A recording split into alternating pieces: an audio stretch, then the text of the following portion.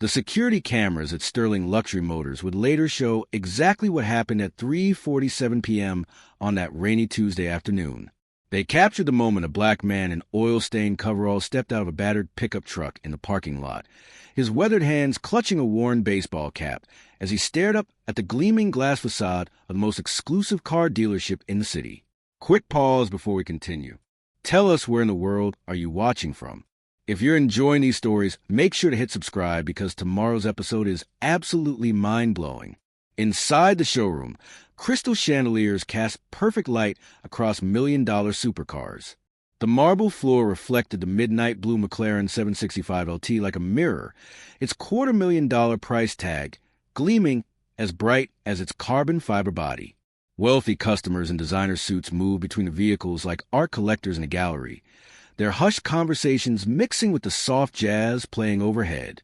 Desmond Carter stood outside those glass doors for a full minute, raindrops beating on his faded coveralls, watching the world he was about to enter.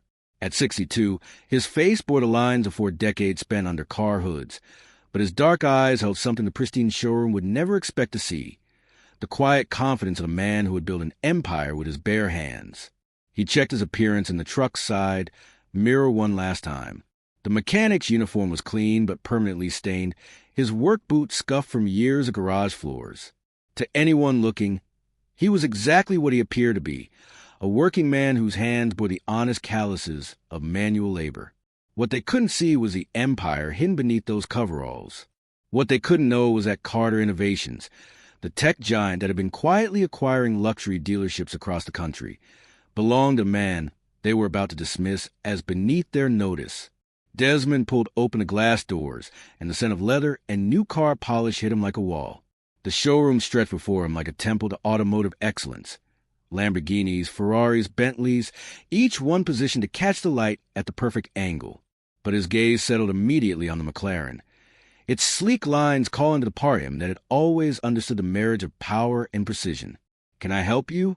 The voice cut to the showroom's refined atmosphere like a blade.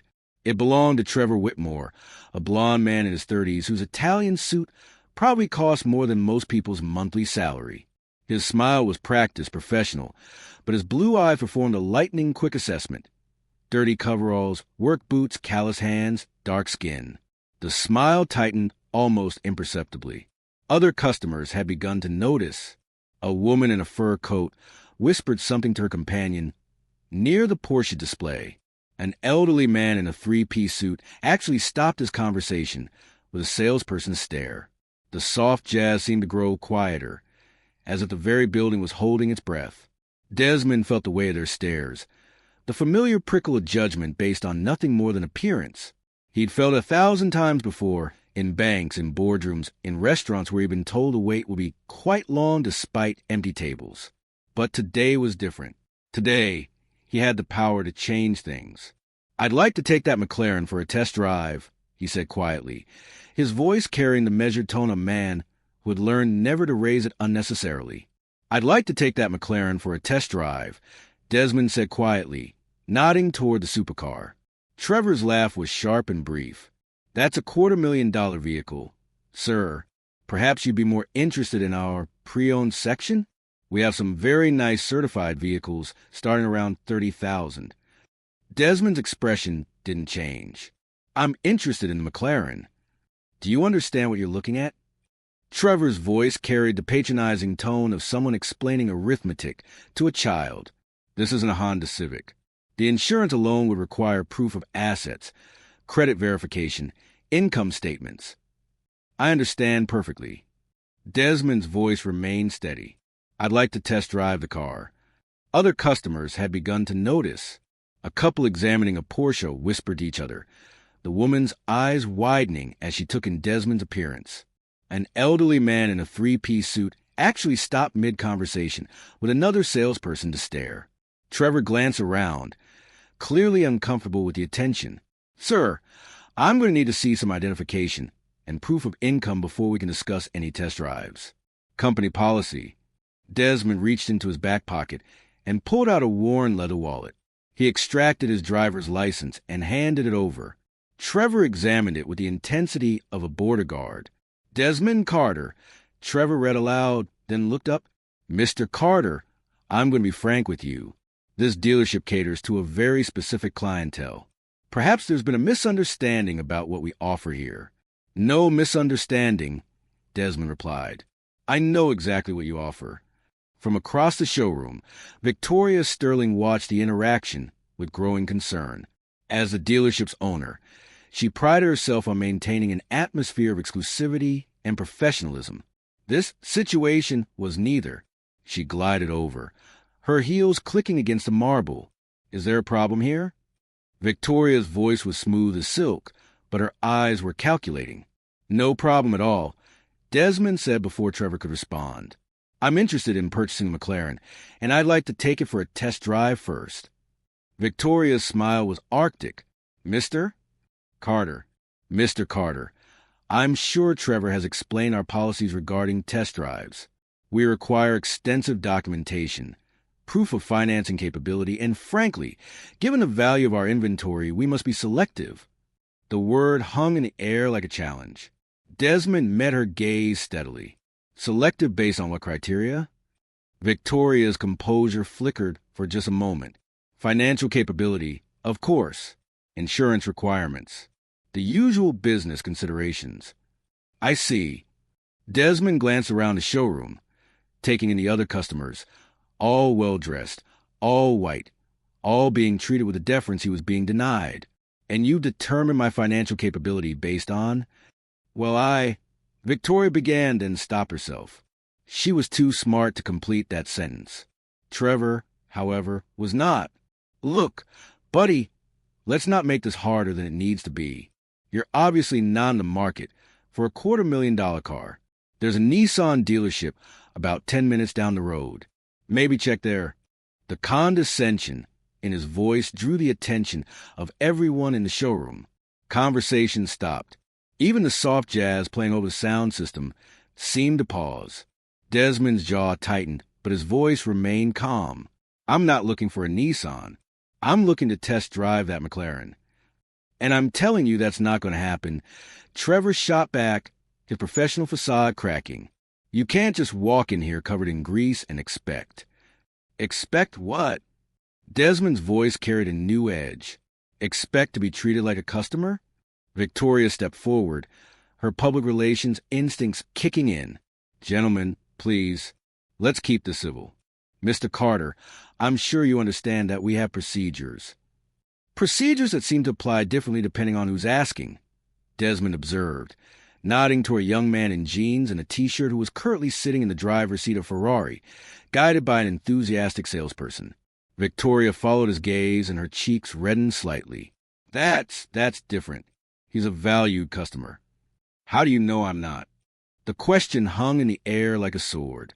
Victoria opened her mouth, then closed it, realizing she was about to step into very dangerous territory. Trevor, however, had no such restraint. Because valued customers don't show up looking like they just crawled out from under a car. The showroom fell completely silent. Even the jazz music seemed to stop. Desmond stood perfectly still for a moment, his hands at his sides. When he spoke, his voice was quiet but carried to every corner of the room. You're absolutely right. I didn't just crawl out from under a car. I've been crawling under cars for 40 years. I've diagnosed engine problems that stumped factory technicians. I've rebuilt transmissions that other mechanics said were hopeless. I've got my hands dirty fixing things that broken, making things that didn't work again. He paused, his eyes moving from Trevor to Victoria to the gathered crowd. But I've never been too dirty to deserve basic respect. Victoria's face was pale now. She could see the other customers watching, some with phones out, undoubtedly recording. This was exactly the kind of situation that could destroy a business's reputation overnight. Mr. Carter, she began, her voice softer now. Perhaps we got off on the wrong foot. If you could just provide us with some financial documentation. You didn't ask him for financial documentation, Desmond said, pointing to the young man still sitting in the Ferrari. You didn't ask her, he added, indicating the woman examining the Porsche. Just me? Trevor's face was flushed with anger and embarrassment. This is ridiculous. You're making a scene over nothing. Security. He looked around for a security guard, but there was none in sight. Maybe we should call the police, suggested the elderly man in the three-piece suit. This man is clearly disturbing the peace. Desmond turned to look at the man. Disturbing the peace by asking to test drive a car I want to buy? By refusing to leave when asked, the man replied coldly. I wasn't asked to leave, Desmond said quietly. I was refused service based on my appearance. Victoria could see the situation spiraling out of control. With a sinking heart, she realized that Trevor's suggestion about calling security might actually be the least damaging option at this point. At least it would get this man out of her showroom before any more customers witnessed this scene. She pulled out her phone. Victoria, what are you doing? The voice came from behind them, and everyone turned to see a woman in her 30s striding across the showroom floor. She was impeccably dressed in a navy business suit, her natural hair styled in a professional twist. Her expression was one of growing alarm as she took in the scene. Leah, Victoria said, relief evident in her voice. Perfect timing. We have a situation here. Leah Carter, though she'd been going by her married name, Leah Morrison, for the past 8 years, stopped dead in her tracks as her eyes met those of the man in coveralls. The phone slipped from Victoria's hand and clattered to the marble floor. For a moment, father and daughter stared at each other across the showroom, separated by years of hurt and misunderstanding, by choices made and words that could never be taken back. Dad. Leah's voice was barely a whisper. The showroom had gone from silent to tomb quiet. Even Trevor, who had been in the middle of dialing 911, stopped and stared. Desmond's eyes softened as he looked at his daughter. She looked successful, confident, everything he'd hoped she would become. But there was also something else in her eyes, something that looked uncomfortably like shame. Hello, Leah. Victoria looked between them, confusion written across her face. You know each other? He's my father, Leah said, her voice stronger now, but still strained. Trevor's mouth fell open. Your father? But you said your family was from the South Side, Leah finished quietly. From a neighborhood where men like my father work with their hands to put food on the table and send their daughters to college. The words hit Desmond like a physical blow. He'd worked 3 jobs to pay for Leah's education, had sacrificed everything to give her opportunities he'd never had. But somewhere along the way, she decided that her background, that he was something to be ashamed of. Leah, Victoria said carefully, your father was just asking about test driving the McLaren. Leah closed her eyes for a moment, and when she opened them, there was a mixture of pain and resignation in them. And you refuse him. Well, naturally, Trevor interjected, apparently still not grasping the situation. He's clearly not in the market for her. He's worth about $3 billion, Leah said quietly. The words hit the showroom like a thunderclap. Every conversation stopped. Every eye turned to the man in coveralls, standing quietly in the center of the room. Trevor's face went white. $3 billion? Carter Innovations, Leah continued, her voice growing stronger. You know, the company that's been in the news for the past 6 months? The one that's been buying up luxury car dealerships across the country? The one that's been implementing new policies about customer service and discrimination? Victoria's legs felt weak. Carter Innovations, they're buying us out. The paperwork is supposed to be finalized next week, Desmond said quietly. The paperwork is supposed to be finalized next week. The elderly man who had suggested calling the police was now backing away slowly, as if Desmond might suddenly transform into something dangerous. The young man who had been sitting in the Ferrari was now standing beside it, his mouth agape. Trevor looked like he might be sick. Mr. Carter, I had no idea. If I had known, you would have treated me differently, Desmond finished. That's exactly the problem. At that moment, the glass doors of the showroom opened, and a woman in a crisp business suit entered, shaking rain from her umbrella. She was followed by 2 men in equally professional attire, all of them carrying briefcases. Mr. Carter? The woman looked around the showroom until her eyes found Desmond. I'm Janet Rodriguez, your attorney. We had an appointment to review the acquisition paperwork. She paused, taking in the scene. The stunned faces, the awkward silence, her client standing in the center of it all in his work clothes. Is everything all right? Before Desmond could answer, the showroom doors opened again, and this time it was Officer Maria Valdez who entered, her hand resting casually on her radio. She'd been responding to a call about a suspicious individual at the luxury car dealership. Someone called about a disturbance? She asked, looking around the room. Victoria stepped forward, her face pale. Officer, there's been a misunderstanding. We don't need. Actually, Desmond said quietly, perhaps we do need to talk about what happened here.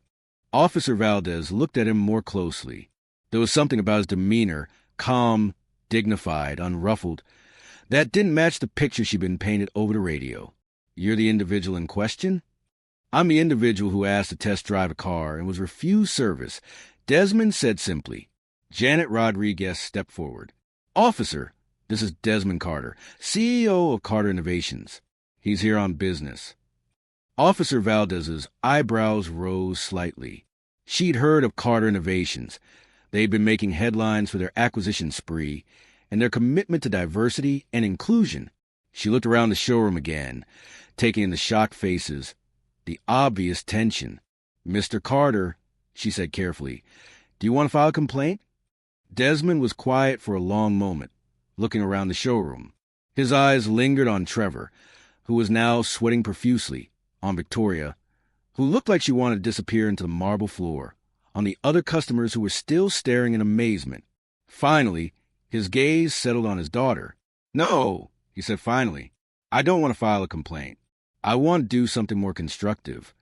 He turned to face the room, his voice carrying clearly to every corner. My name is Desmond Carter. I started working on cars when I was 12 years old, learning from my grandfather in a garage that didn't have proper lighting or heat. I served in the military, came home, and built a small automotive repair business from nothing. That business grew into other ventures, then into the technology sector, and eventually into what you know today as Carter Innovations. He paused, looking around the room. I've never forgotten where I came from. I've never forgotten what it feels like to be judged by your appearance, by your address, by the way you talk or the clothes you wear. That's why Carter Innovations has a very specific policy about discrimination in all of our holdings. Victoria's face had gone from pale to green. Mr. Carter, I want to assure you that Sterling Luxury Motors has always what? Desmond asked quietly. Has always treated customers fairly regardless of their appearance? Because that's not what I experienced here today. Trevor looked like he was about to collapse. Sir, I made a mistake. A terrible mistake. If you'll just give me another chance. The chance you didn't give me? Desmond asked. The question hung in the air like a blade. Trevor opened his mouth, but no sound came out. Desmond turned to Janet Rodriguez. Janet, I want you to add some specific clauses to the acquisition paperwork. I want mandatory sensitivity training for all staff. I want clear policies posted about customer service that apply equally to everyone. And I want regular mystery shopper visits to ensure those policies are being followed. Of course, Mr. Carter. And I want to establish a fund, a substantial fund, for community outreach. Programs that help young people from underserved communities get into the automotive industry, get business training, get the support they need to build something of their own. Janet was making notes. How substantial? Start with $10 million. We can expand from there. The number hung in the air like a physical presence. $10 million.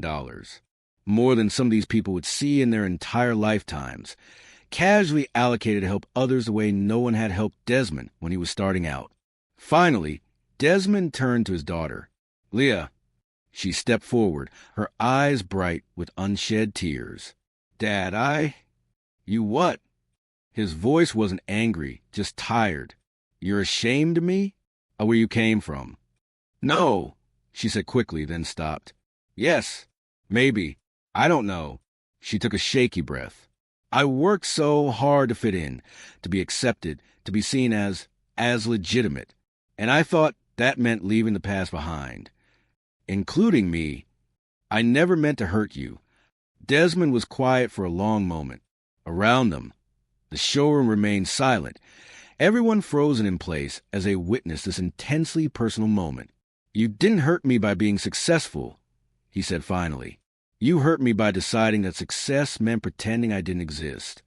Leah's composure finally cracked, and tears began to flow down her cheeks. "I'm sorry. I'm so sorry." "Are you?" Desmond asked quietly. "Or are you just sorry because your colleagues found out?" It was a hard question, and Leah didn't answer immediately. When she did, her voice was barely above a whisper. "Both. I'm sorry for both reasons, and I hate that about myself." The honesty of it hit everyone in the room. This wasn't a dramatic reconciliation scene from a movie. This was real life, messy and complicated and painful. Desmond studied his daughter's face for a long moment. "You're going to have to decide who you want to be, Leah. You can't be one person at work and another person at home. It'll eat you alive." "I know." "Do you?" He looked around the showroom, taking in the luxury cars, the marble floors, the people in their expensive clothes who have been so quick to judge him. "This is all nice, but it's not worth losing yourself." Officer Valdez cleared her throat gently. "Mr. Carter, are you sure you don't want to file a report? What happened here today was discrimination, plain and simple." Desmond looked at her, then at Trevor, who was still sweating bullets, then at Victoria, who looked like she was calculating the damage to her business. "Officer, I appreciate your concern, but I think I can handle this more effectively through other channels." He turned to Victoria. "Mrs. Sterling, when the acquisition paperwork is finalized next week, you'll remain as general manager for a transition period. During that time, you'll implement the new policies I've outlined. You'll work with HR to review hiring practices, customer service protocols, and staff training. And you'll personally oversee the installation of security cameras throughout the showroom." "Security cameras?" Victoria asked weakly. "To ensure that every customer interaction is recorded. For quality assurance purposes, of course." The implication was clear. There would be no more hiding behind closed doors, no more plausible deniability. "As for you," Desmond said, turning to Trevor, "you're going to have a choice. You can participate in the sensitivity training, learn to treat every customer with respect regardless of their appearance, and keep your job. Or you can find employment elsewhere. Your choice." Trevor nodded frantically. "The training. Definitely the training. I want to learn. I want to do better." "Good." Desmond looked around the room one more time. "I came here today to test drive a car. A simple transaction between a customer and a business. Instead, I got a masterclass in prejudice and assumptions." He walked over to McLaren, running his hand along its sleek lines. "Beautiful machine. Probably handles like a dream. Would you still like to take it for a test drive?" Victoria asked hesitantly. Desmond smiled for the first time since entering the showroom. "You know what? I think I would." Trevor stepped forward eagerly, pulling keys from his pocket. "I'll get the paperwork started right away, Mr. Carter. No documentation needed. Of course. Take all the time you need." "Actually," Desmond said, looking at his daughter, "I think I'd like Leah to handle the paperwork, if that's all right with her." Leah nodded, wiping her eyes. "I'd like that very much." As she led him toward her office, Desmond paused and looked back at the showroom. Everyone was still watching, still processing what they'd witnessed. "By the way," he said, his voice carrying clearly across the marble floor, "the test drive is just that, a test. I'm actually thinking about buying something a little more practical. Maybe a nice pickup truck. Something I can load with tools and not worry about getting dirty." He smiled at the looks of confusion on their faces. After all, you never know when you might need to crawl under a car. An hour later, Desmond was behind the wheel of McLaren, cruising down the highway with Leah in the passenger seat. The car handled exactly as he'd expected, like liquid lightning, responsive to his slightest touch. "It's beautiful," Leah said, running her hand along the dashboard. "It is," he agreed. "But you know what? I think I'm still going to buy that pickup truck." They drove in comfortable silence for a while, the city lights streaming past the windows. Finally, Leah spoke. "Dad, I want to make things right. Between us, that's going to take time," he said honestly. "Trust isn't something you can rebuild overnight." "I know." She was quiet for a moment. "I've been thinking about what you said, about deciding who I want to be. And I want to be someone you can be proud of, really proud of, not just because of my job or my salary or my title." Desmond glanced over at her. "I've always been proud of you, Leah. Even when I was hurt, even when I was angry, I was always proud of you. You just made it hard for me to tell you so." They drove a little further before Leah spoke again. "Will you come to dinner this weekend? I'd like you to meet my family, your grandchildren." "I have grandchildren?" She nodded, tears starting again. "Two of them. Michael is 8 and Sarah's 5. They don't know about you." The word stung, but Desmond pushed the pain aside. "What are you going to tell them?" "The truth, that their grandfather is a remarkable man who built something incredible from nothing, and that their mother was too stupid and too scared to let them know him." "Don't be too hard on yourself," Desmond said quietly. "We all make mistakes. The important thing is what we do next." As they pulled back into the dealership parking lot, Desmond saw that the showroom was still busy. Word had apparently spread about what had happened, and there were more customers than usual browsing the inventory. "Looks like business is picking up," he observed. Leah laughed, a sound that was part humor and part relief. Nothing like a little drama to draw a crowd. They sat in the car for a moment, engine ticking as it cooled. "Dad," Leah said finally. "Yeah, thank you." "For what?" "For not giving up on me. For not walking away when you had every right to." Desmond reached over and squeezed her hand. "That's what family does. We don't give up on each other." As they walked back into the showroom together, Desmond noticed that the atmosphere had completely changed. Staff members who had been watching him with suspicion an hour ago now nodded respectfully. Victoria approached with a genuine smile instead of her earlier Arctic politeness. "Mr. Carter, I hope the test drive met your expectations?" "It exceeded them," he replied. "The car handles beautifully. But I think I'll stick with my original plan and look for something more practical." "Of course. We actually have a lovely selection of luxury trucks if you're interested." "Actually," Desmond said, pulling out his phone, "I think I know exactly what I want." He showed her a picture of a restored 1969 Chevrolet C10 pickup truck, its blue paint gleaming in the photo. "I built this truck myself when I was 25. Sold it to pay for Leah's college tuition." He glanced at his daughter, who was staring at the phone screen with recognition dawning in her eyes. "I've been trying to track it down for years. Found it last month in a collector's garage in Arizona. Guy's asking $75,000 for it." $75,000 for a pickup truck? Trevor asked, clearly confused. "For that pickup truck," Desmond corrected. "Sometimes the value of something can't be measured in dollars and cents." He pocketed his phone and looked around the showroom one more time. "This has been educational," he said. "I hope it has been for all of you as well." As he walked toward the exit, Janet Rodriguez fell in to step beside him. "The acquisition papers will be ready for signature on Monday," she said. "Good. And Janet." "Yes." "Make sure those policy changes are implemented immediately. I don't want anyone else to go through what I experienced today." "Already in the works." Outside, the rain had stopped, and the evening air was crisp and clean. Desmond stood for a moment, looking back at the glowing showroom windows, thinking about the events of the day. His phone buzzed with a text message. It was from an unknown number, but the message made him smile. "Hi, Grandpa. Mom says you're coming to dinner Sunday. I'm making cookies. Sarah." He typed back quickly. "I can't wait to meet you.